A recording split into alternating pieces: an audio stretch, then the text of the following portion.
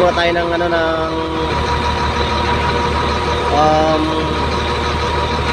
Skymix. Yung tulong sila eh, you know. So isang oras na lang, yari na rin.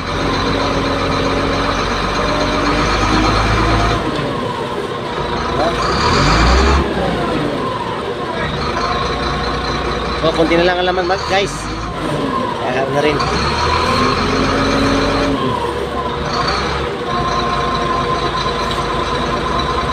Lumalabas pa eh.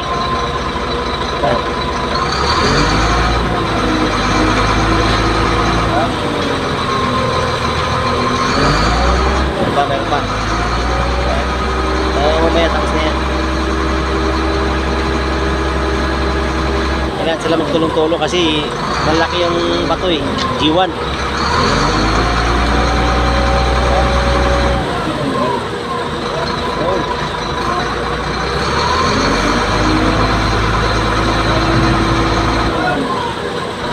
Oh, diba?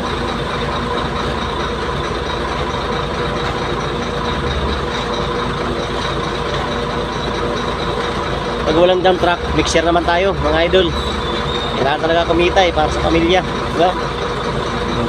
Ayun yung nalatagan namin. Ayun na. So ayun ha, maraming salamat sa watching nyo guys. Ingat lagi ang lahat, bye.